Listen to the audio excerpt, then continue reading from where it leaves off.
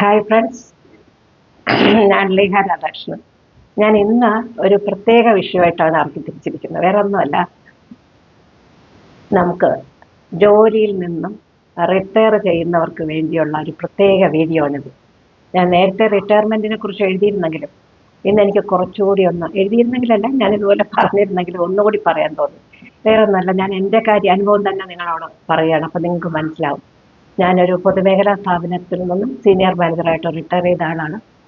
ഞാൻ എൻ്റെ ഹസ്ബൻഡിന് ഒരു പ്രത്യേക ഒരു നിഷ്ഠയുണ്ടായിരുന്നു.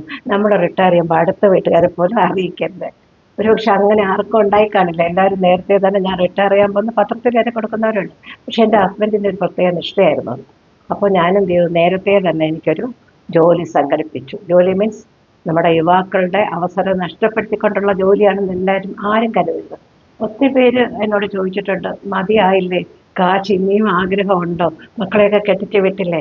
പക്ഷെ അതൊരു തോന്നലാണ്. നമ്മുടെ ആരോഗ്യത്തിന് വേണ്ടിയാണ് നമ്മളിത് ചെയ്യുന്നത്. ഞാൻ ഇന്നും, അതായത് ഞാൻ എങ്ങനെയാണോ കമ്പനിയിൽ 91 ജോയിൻ ചെയ്തത്, ആ മനസ്സോടുകൂടിയാണ് 2025 ഞാൻ രാവിലെ തുടങ്ങി എൻ്റെ ജോലിയിൽ ഞാൻ ഏർപ്പെട്ടിരിക്കുന്നത്.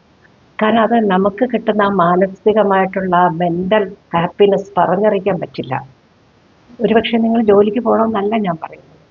നിങ്ങൾ അടുത്ത ദിവസം ഇന്ന് റിട്ടയർ ചെയ്ത നാളെ രാവിലെ തൊട്ടോ എനിക്കിൻ്റെ റെസ്റ്റാണ്, നല്ലോണം ഉറങ്ങാം, അതൊക്കെ മനസ്സിൽ തോന്നാം. എങ്ങനെ നമ്മൾ ഓഫീസിൽ പോയിരുന്നോ അതേ ദിനചര്യകൾ, സാമൂഹ്യ പ്രവർത്തനമോ എന്തിനും ആവട്ടെ, നമ്മളത് ചിലപ്പോൾ നമ്മുടെ ചെറുമക്കളെ നോക്കാനായിരിക്കും, നമ്മൾ സന്തോഷത്തോടെ ജീവിക്കുക, കൂട്ടുകാരുമായിട്ട് ഇടയ്ക്കിടയ്ക്ക് സംസാരിക്കുക, എല്ലാം ചെയ്ത് നമ്മുടെ ജീവിതത്തെ അടിപൊളിയാക്കുക. നമ്മുടെ ആരോഗ്യം പണ്ട് എങ്ങനെയാണോ നമ്മുടെ ആരോഗ്യം കാത്തു സൂക്ഷിക്കുക, അതുപോലെ സൂക്ഷിക്കാനായിട്ട് നിങ്ങൾക്ക് കഴിയും. മറ്റൊരു വിഷയമായിട്ട് നാളെ കാണാം.